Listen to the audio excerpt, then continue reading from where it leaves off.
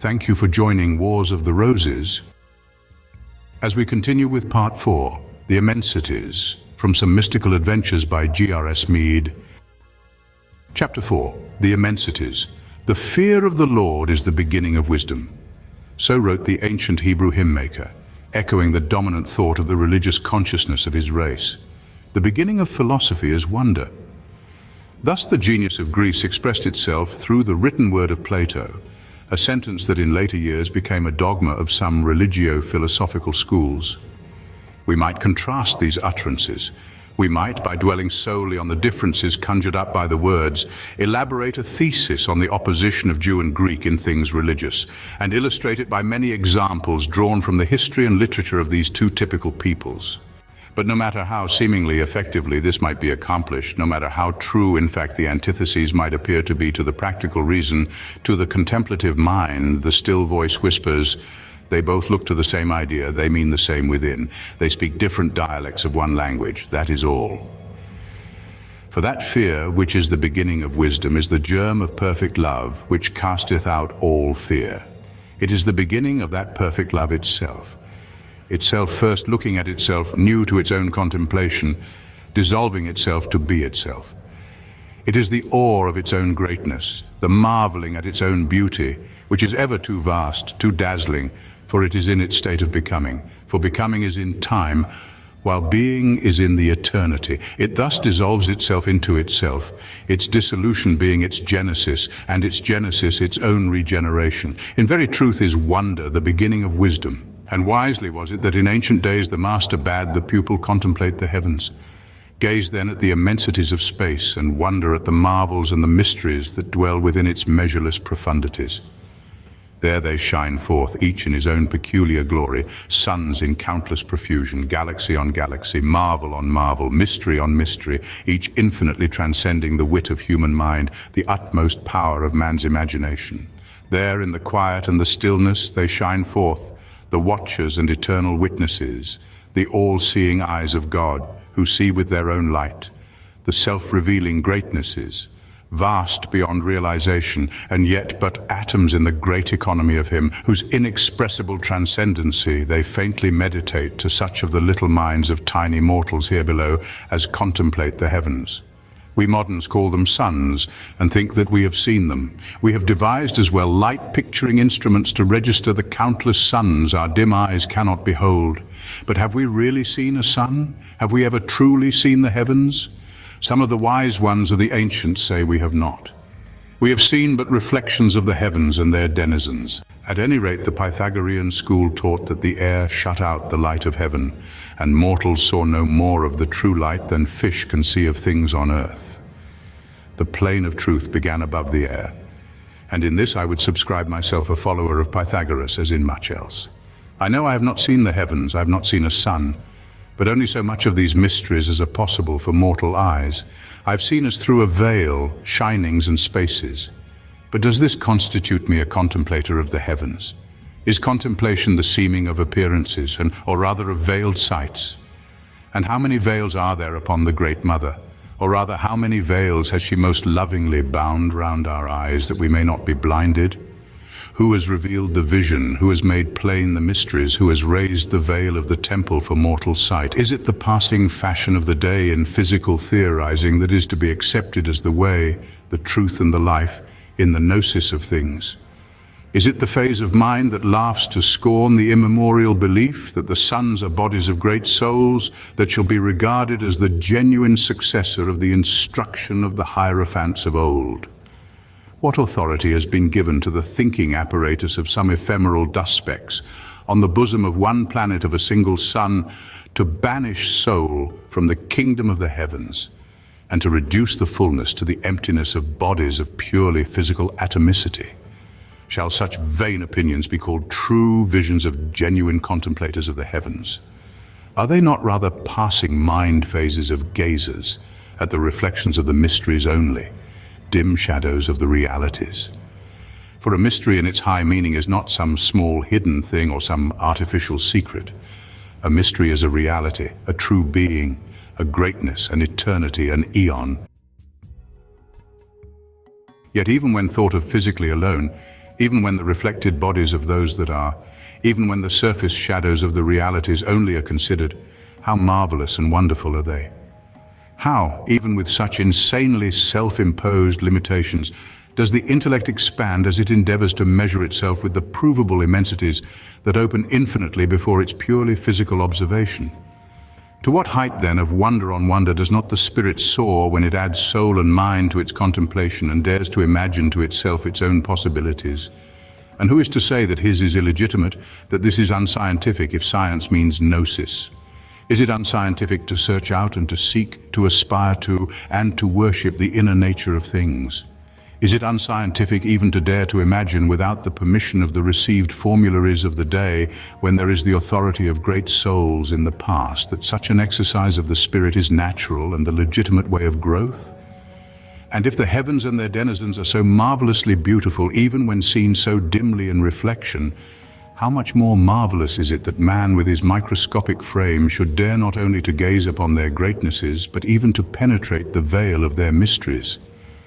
What infinite daring, what measureless potentiality must there not be in him that he who in comparison is so infinitely small should have the hardihood to scrutinize the infinitely great and seek to measure himself with the immeasurable?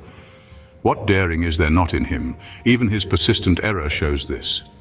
For has not man, as long as we have record of him, dared to define the indefinable?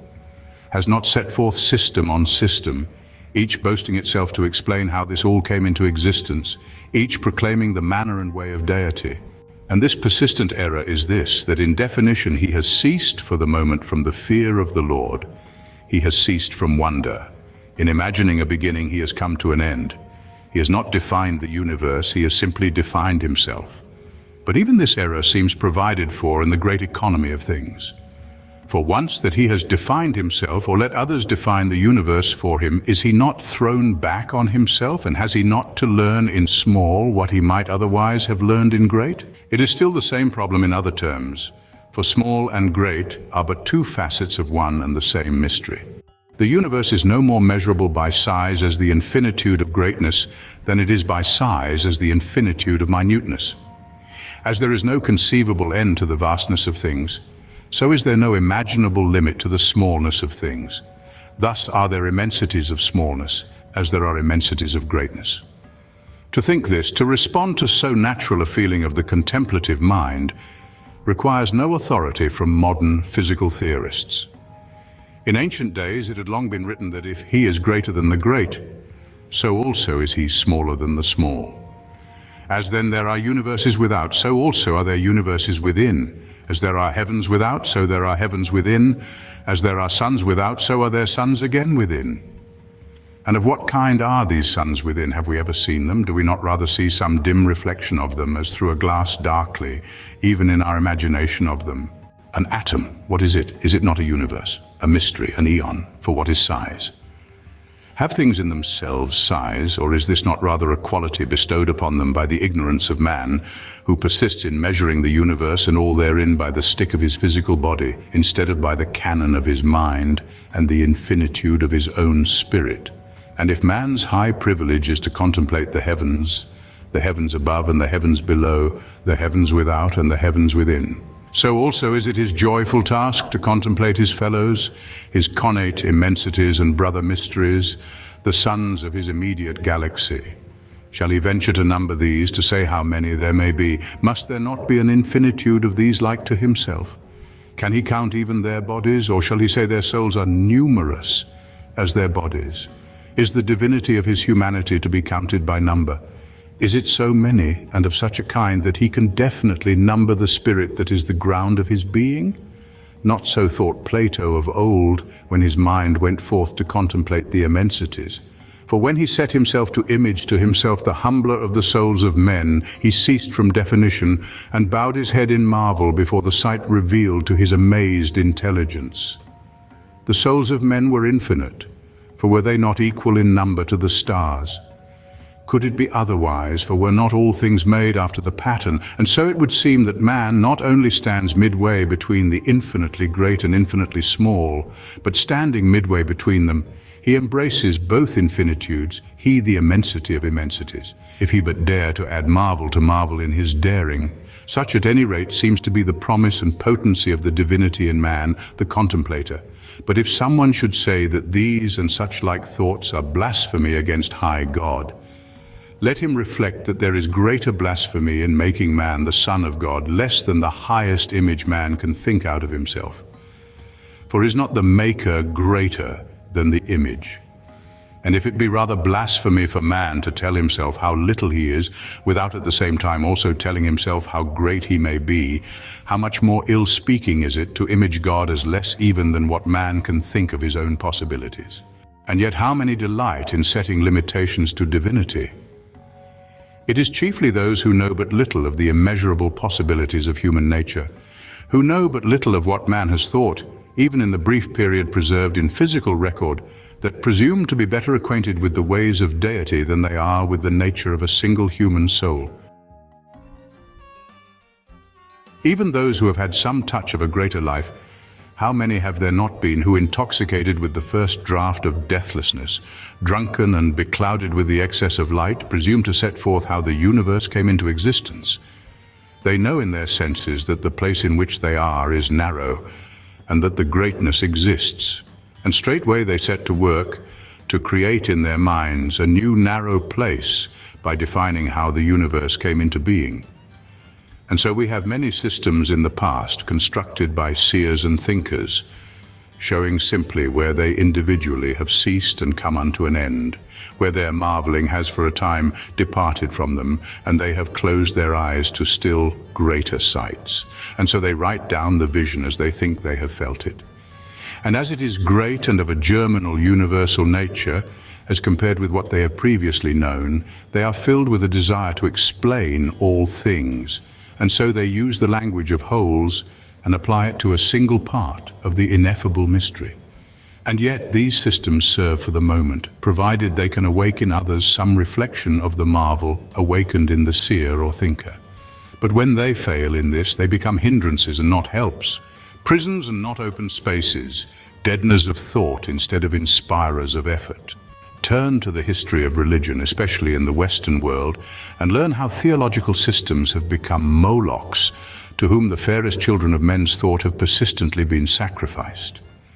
Who can say how many marvelous intuitions have not been thus slain by timid souls, who in fear have offered the most godlike imagination of their minds to the idol of received theology? Nor is petrified theology the only substance out of which such idols are hewn. The idols fashioned out of crystallized science also have claim many a victim today. It is true that a new age is dawning o'er the world today, and many idols are being overthrown. But when has a new age not been dawning in the world? And when has the world not replaced the old idols with new ones? The man of the world is innately an idol worshipper, and so long as he is of the world, he will continue to be so. But this world is not the cosmos of God. It is the false imagination of man, the world of opinion. The true world alone is the image of God, the actual universe, physical, sensational, mental, moral, and spiritual, the Son of God par excellence. In the image of this image has man been made potentially, and his one duty, or rather his one joy, should be to make that image like unto the great image actuality. And the mystery is this, that the potential is eternally in itself the actual. Process is in the appearance of things, for process is becoming, and becoming is of time. Throned high above the dogmas of today stands the great figure of evolution, to which we eagerly sacrifice the incense of our intellect. Will it, however, stand forever supreme in its present form in the inmost shrine of the temple of opinion? Who can say? May not some newcomer cast it forth and take its place? Evolution, in its officially worshipped form, is a theory that finds no place for soul in the universe. Is soul subject then to process as body seems to be? This can hardly be, for processes of time and time is of bodies, made by bodies and not by souls. Evolution belongs to a quantitative conception of things and is measured by bodies. But the universe is not to be measured by quantity, for is immeasurable, and even physicists have to resort to qualitative terms in their attempted measurement of its mysteries. And if this be true of bodies, how much more impossible is it to measure a soul? For with soul there can be no such questions as how much or how little, how long or how short. Soul belongs to the eternal nature of things. It cannot be defined by body. It is known by itself alone as to what and of what nature it is. When then we talk of an evolving soul, it is but ascribing the phenomena of ever-changing bodies to the nature of the soul. For when we consider the matter more closely, we find that we are still dealing with the phenomena of bodies, while the soul in its true nature ever escapes us. And yet the idea of an evolving soul, at any rate in the form of a man working out his own salvation and winning by his own efforts towards the realization of his own divinity, is one that appeals strongly to a certain grade of strenuous minds. Such minds are strong for battle and lust after the riot and din of the combat.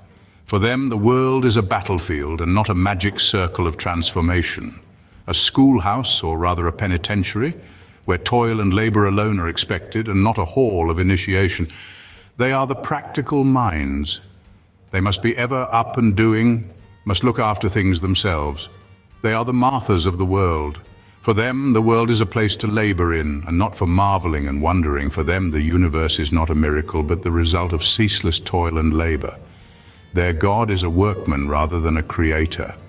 To such, the opinion that the soul evolves is a scientific theory, and so they set to work to evolve their soul. Their soul, they seem to think, is something they have, not something they are, or rather, all they really are. What they evolve, however, is not soul, but body, and all bodies save one are prisons. No body, no matter how transcendent, save the one body of the universe alone, is without its bolts and bars to fetter the spirit. Yet even in writing this protest against the limitation of the immensity, we have fallen into error and treated of the spirit as though it were a something that could be shut in body. Such is the imbecility of speech concerning the mystery. But this strenuous belief is not the faith of the many, it is the titanic daring of the few.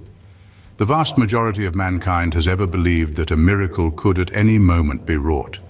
And though it is true that the present phase of Western thought worships the idea of a universe of law, though for the most part in the form of some dull mechanical scheme of necessity, nevertheless the majority, even in the Western world, if we may judge by their acts, still believe in a God of wonder and miracle, who may at any moment give unto this last, as unto those who have seemingly borne the whole burden and heat of the day. Is this belief of the many, however, so utterly wrong? Is it not rather, if we look more closely, the belief of the will, if not of the intellect, in the immeasurable possibilities of the soul at all times? The very follies of mankind prove this belief, for if we were absolutely convinced that the universe was solely a mechanism of law and not a miracle of law and a law of miracle unto itself, if in other words we believed in the doctrine of unceasing toil under the law instead of in the ever-present possibility of the miraculous freedom of the spirit, our heart would break. For what is law in the way we usually regard it? Is it not essentially a symbol of limitation? And is not the universe illimitable and the soul of man equally beyond all limit? Is not the soul in its very nature dowered with the freedom of the immensities? Man then is free as to soul but bound as to body. But his body is an image of the universe, and the universe is free, for it is the image or imagination of God. If, then, man can will himself to know rightly his body as immense, nay, as immeasurable, and the encompasser of all bodies, he will grow like to the image, and bond and free, earth and heaven will kiss each other. Thank you for watching, and please don't forget to share, like, subscribe, and comment. And if you can, please consider donating to Wars of the Roses. Links to PayPal and Patreon are in the description. Thank you so very much.